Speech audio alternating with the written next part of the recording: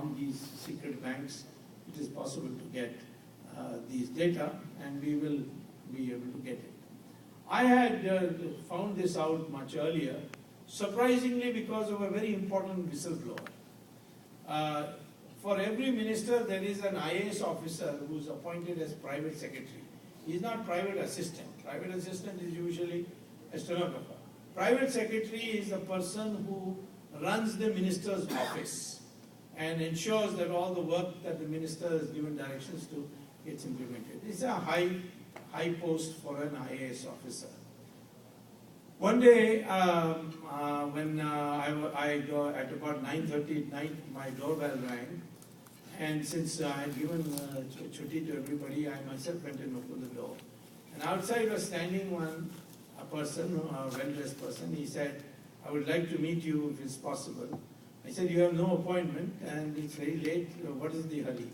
So then he spoke to me in Tamil, and he said, "You see, my conscience, couldn't let me sleep for many days. So I think I have to unburden myself. So that's why I want to talk to you." I said, "Who are you?" He said, "I am the private secretary to Raja, and his name is Ashirvadam Achari, and he is a senior officer of the government." So I brought him in. He was the first person to tell me all these inside stories. And I told him, "Do you realize that what will happen to you?" He said, "I don't mind. I'm ready to face the music." And later on, he deposed before the CBI and also before the court, and his testimony is going to be very important. So I'm saying that there are courageous people in India who did it. Now, I have to, in order to prosecute Raja, I had to have, under the law, permission from the Prime Minister, which is called sanction.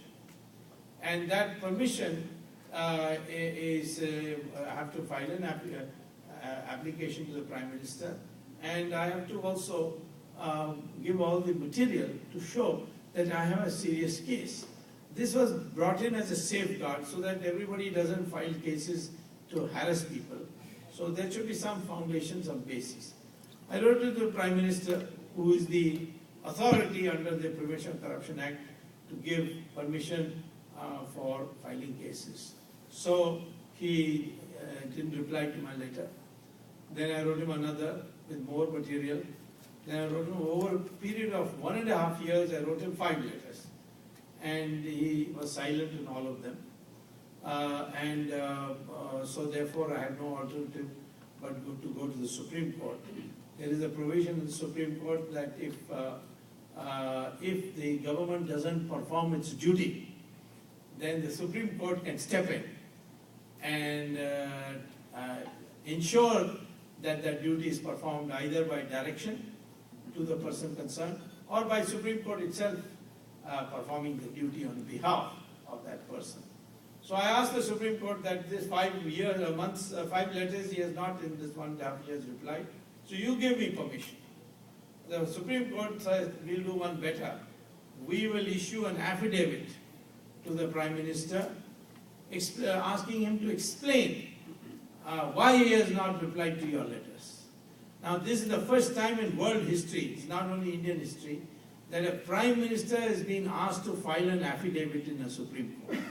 And therefore this was a major turn of events and completely electrified the nation.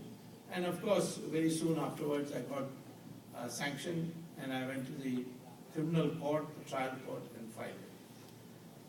Now I am telling you all this to show to you that the way the public office is being misused. Prime Minister did not himself get any money, but then he watched other people making money. He knew that Chidambaram and Raja together decided this low price. But he took the stand, well, what could I do? I had no power. So it was more like Bhishmacharya watching Draupadi being stripped. And you know what Lord Krishna said to Arjuna in the battlefield. That's right. Absolutely. And they told him that because he watched Draupadi being stripped, he deserves no mercy, and therefore he should fight like a Kshatriya to put an end to him. So this is the, despite the fact that Bhishmacharya was their teacher, Bhishmacharya was Arjuna's teacher, a great man, a very noble man, a man who sacrificed everything for the sake of his father's love affair. All this, despite all that, Krishna said no. When it came to his duty, he watched it, and he did not do anything to stop it. So the same way, the next Bhishmacharya today in our history is Manmohan Singh, and he just watched the whole thing happen. So I went to court, the trial court, and filed it. And all this corruption would not have happened if the misuse of public office had not been there, either passively, as in the case of Mr. Manmohan Singh, or actively in the case of Mr. Chidambaram and Raja. So what happened? You then ended up giving this license to companies which don't deserve it on merit. And what did they do? They sold it to two companies, which the Home Ministry has brought an advisory saying that these two companies should not be allowed into India anywhere in any economic activity. They said Etisalat is a ISI front company, and the Indian branch of it, the MD, Shahid Balwaz, is Dawood Ibrahim's right-hand man, and therefore is an undesirable company and should not be allowed to come into India. And Telenor, which Unitech was sold out to. Telenor is a company, according to the Home Ministry advisory, is a company which buys telecom equipment from the Chinese People's Army. And this equipment can also double for cyber warfare if necessary. And the Home Ministry said in the event of an India-Pakistan conflict, these machines can make all your defense electronics and computers go apart. And therefore it's dangerous, and therefore these two companies should not be allowed into India under any circumstance, not only for telecom, for anything. Even this was disregarded. And that is also now part of the investigation, by the CBI, and there will be a fresh charge sheet on that. So, first of all, I want to say to you that undesirable, uneconomical,